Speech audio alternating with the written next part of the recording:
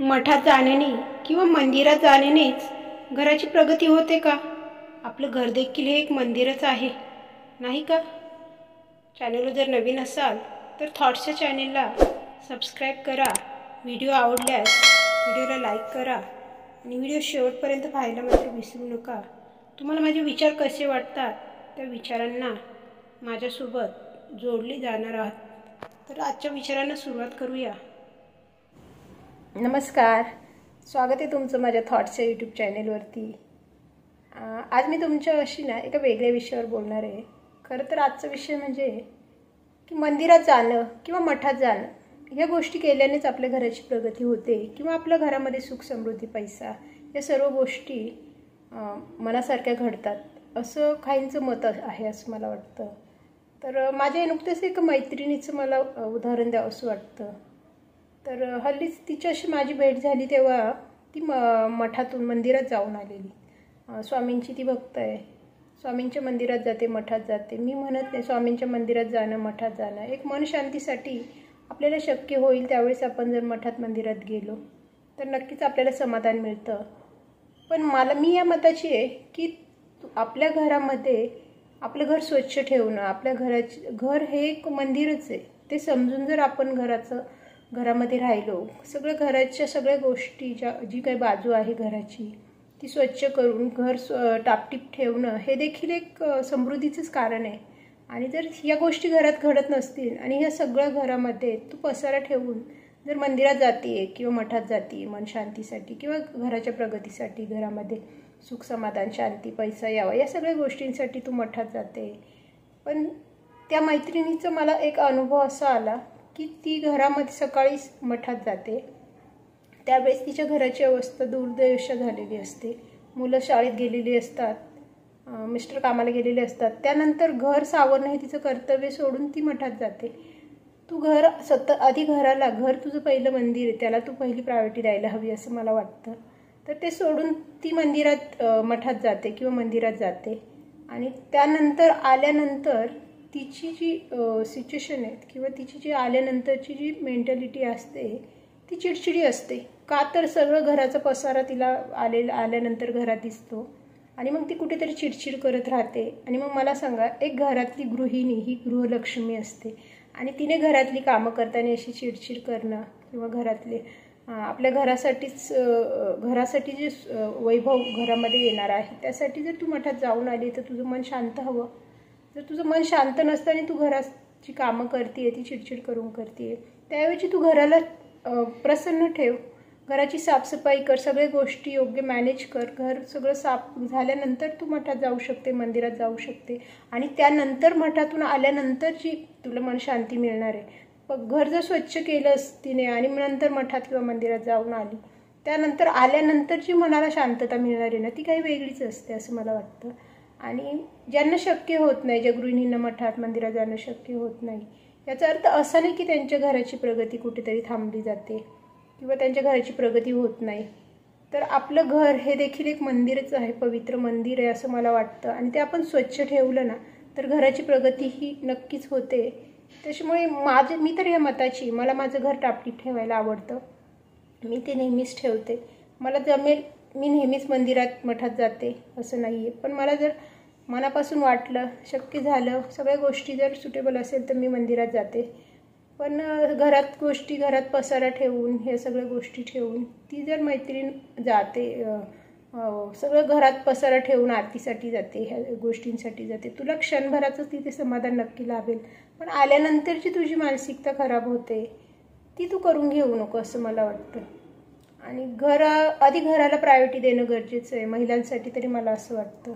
त्यामुळे महिलांनी आधी घर स्वच्छ ठेवा, स्वतःचं घराची साफसफाई, घराचा नीटनेटकेपणा, आपली मुलं, आपल्या मुलांना आपला संसार, घरात आईवडील असतात, मोठे वृद्ध असतात, त्यांची सेवा करा. ते देखील एक देवासमानच असतं. त्यातून देखील आपल्याला पुण्यकर्मच मिळतं. आणि बऱ्याचदा काय होतं, आईवडिलांच्या सेवेसाठी लागणारा पैसा आपल्याला बऱ्याचदा हा खर्चिक वाटतो. पण आईवडिलांच्या सेवेसाठी लागणारा पैसा हा खरंच खर्चिक नसतो, कारण की तो त्या खर्चापेक्षाही कितीतरी श्रेष्ठ त्यांचं आपल्यासाठीचं जे कर्तृत्व असतं किंवा त्यांनी जे आपल्यावर उपकार केलेले असतात ते खूप मोठे असतात आणि त्याची फेड कुठेच परतफेड करणं तर शक्य नसतं, पैशाच्या रूपात तर ते कधीच शक्य नसतं. पण आईवडिलांसाठी जरी आपली आर्थिक परिस्थिती बेताची नसेल आणि आईवडिलांसाठी उपचारासाठी म्हणा किंवा आईवडिलांच्या त्यांच्या वयाच्या दृष्टीने काही खर्चिक गोष्टी जर आपल्या जीवनात घडत असतील तर त्याचा स्ट्रेस तर अजिबात घेऊ नका, कारण की ती एक आपली परीक्षाच असते आणि त्यातून आपल्याला मार्ग नक्की सापडतो. फक्त आपलं कर्म जे आहे त्यांच्या बाबतीत जे आपलं मन आहे ते साफ ठेवा, की त्यांच्यासाठी खर्च होतोय, मग पैसा कुठून येणार, काय करायचं, ह्या गोष्टीचा विचार अजिबात करू नका. कारण की आईवडिलांसाठी लागणारा पैसा आणि त्यांच्यासाठी लागणारे, कारण की आईवडील हे देवासमान असतात असं मला नक्कीच वाटतं.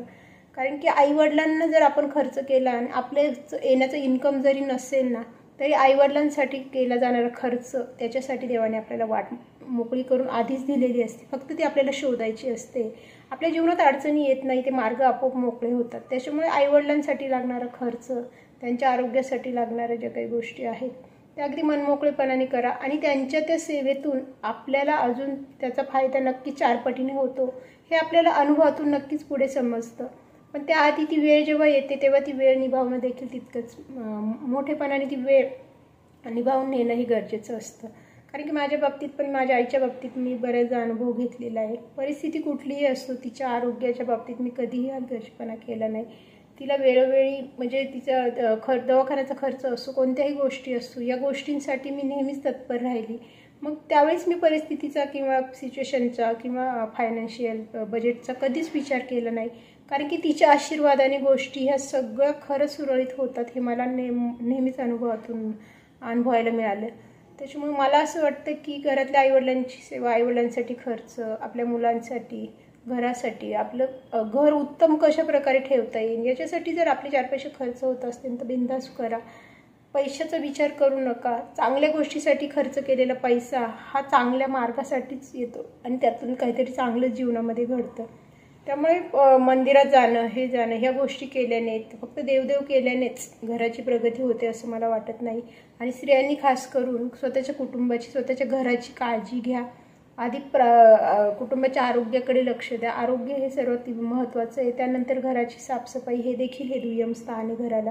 आणि ते तुम्ही सगळ्या गोष्टी असा योग्य पद्धतीने जर सांभाळल्या तर तुम्हाला मंदिरात आणि मठात जाऊन मन शांतीची अजिबात गरज नाही आहे. तुमचं घर हेच एक मंदिर आहे आणि त्यातून तुम्हाला नक्कीच समाधान मिळणार आहे. आणि त्या समाधानासाठी, शांततेसाठी तर दुसरी जागा कुठचीच नाही आहे. कारण की आपल्या घरासारखं पवित्र स्थान असं कुठे असेल असं मला नाही वाटत. कारण की मला माझ्या घरामध्ये खूप शांतता मिळते.